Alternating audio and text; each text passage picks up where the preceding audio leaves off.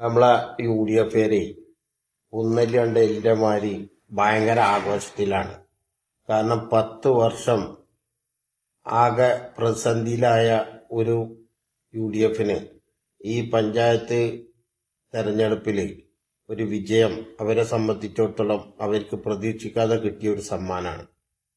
ഏതായാലും ഞാൻ എല്ലാ UDFരെയും അഭിനന്ദിക്കുകയാണ്.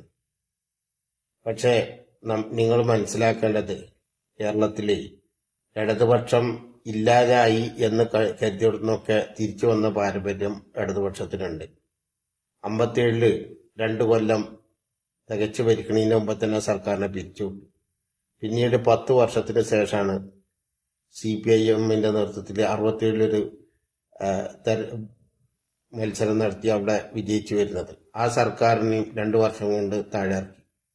പിന്നീട് 80 അധികാരത്തിൽ വരുന്നത്.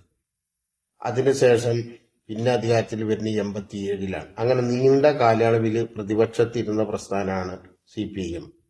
അപ്പൊ ആ പാർട്ടിനെ സംബന്ധിച്ചിടത്തോളം ഈ തുടർഭരണത്തിന്റെ ഇടയിൽ കിട്ടിയ ചെറിയൊരു അടി അത് എന്നെ സംബന്ധിച്ചിടത്തോളം വളരെ സന്തോഷം ഉണ്ടാക്കുന്നതാണ്. കാരണം എന്താ വെച്ചാൽ ഇടയ്ക്ക് ഇങ്ങനെ ഒരു അടി കിട്ടുമ്പോഴുള്ളൂ ഈ പാർട്ടിക്ക് ഇവിടെ പിന്നെ പ്രവർത്തകർക്ക് ഒന്ന് ഉണർന്ന് പ്രവർത്തിക്കാനും നമ്മൾ ഏത് നിമിഷവും നമ്മളെ ശത്രുപക്ഷം നമ്മളെ തകർക്കാൻ ശ്രമിച്ചുകൊണ്ടിരിക്കുകയാണ് എന്നുള്ള ബോധം ഉണ്ടാകുകയും അതിനനുസരിച്ച് ഉണർന്ന് പ്രവർത്തിക്കാനുള്ള ഒരു സാഹചര്യം ഉണ്ടാവും.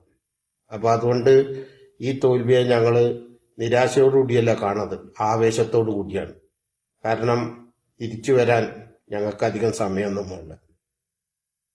പക്ഷെ ഞങ്ങളെ വോട്ട് ചെയ്ത് തോൽപ്പിക്കാൻ ശ്രമിക്കുന്നവരോട് ഒന്ന് മനസ്സിലാക്കുള്ളൂ, ഇന്ന് നിങ്ങൾക്ക് കേരളത്തിൽ മനുഷ്യരെ പോലെ ജീവിക്കാനുള്ള ഒരു സാഹചര്യമുണ്ട്. ഇവിടെ വർഗീയ ശക്തികളും വർഗീയ പ്രചരണങ്ങൾ കൂടി വന്ന് ഇവിടെ ഒരു വർഗീയതയുടെയും കലാപത്തിന്റെയും നാടാക്കി മാറ്റണോ എന്ന് നിങ്ങൾ ചിന്തിച്ചാൽ മതി. ലോകത്താകമാനം ഇന്ന് തലയിൽ കൈവച്ച് ജനങ്ങൾ ഓടുന്നുണ്ടെങ്കിൽ ജനങ്ങളെ തെറ്റുകൊണ്ടാണ്. ഉദാഹരണം, അമേരിക്കയിൽ ട്രംപിനെ അധികാരത്തിലെത്തിയത് ജനങ്ങളാണ്. ഇന്ത്യയിൽ മോദിയെ അധികാരത്തിലെത്തിയത് ജനങ്ങളാണ്. നെതന്യാഹുവിനെ ഇസ്രായേലിലെ അധികാരത്തിലെത്തിയ ജനങ്ങളാണ്. അപ്പൊ അങ്ങനെ അധികാരത്തിലെത്തിയ ജനങ്ങള് അതിന്റെ മുമ്പുള്ള നല്ല സർക്കാരുകളെയൊക്കെ താഴെ ഇറക്കിയിട്ടാണ് ഇവരധികാരത്തിൽ വന്നത്.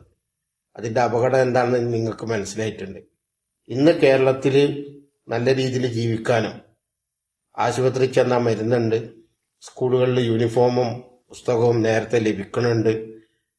അതേപോലെ തന്നെ റേഷൻ കടയിൽ സ്ഥിരമായിട്ട് ഭക്ഷ്യസാധനങ്ങളുണ്ട്, മാവിലി സ്റ്റോറിൽ ഭക്ഷ്യസാധനങ്ങളുണ്ട്, നല്ല റോഡുകളുണ്ട്, നല്ല സൗകര്യങ്ങളുണ്ട്.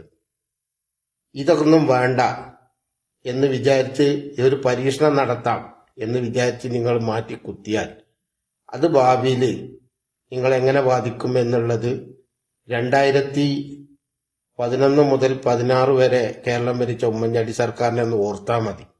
പുസ്തകമില്ലാത്ത കാലഘട്ടം, പരീക്ഷ കൃത്യമായി നടത്താൻ പറ്റാത്ത കാലഘട്ടം, ആശുപത്രിയിൽ മരുന്നില്ലാത്ത കാലഘട്ടം, അങ്ങനെ അനവധി പ്രശ്നങ്ങൾ കൊണ്ട് ഒഴുന്ന ഒരു സർക്കാരായിരുന്നു അന്നുള്ളത്.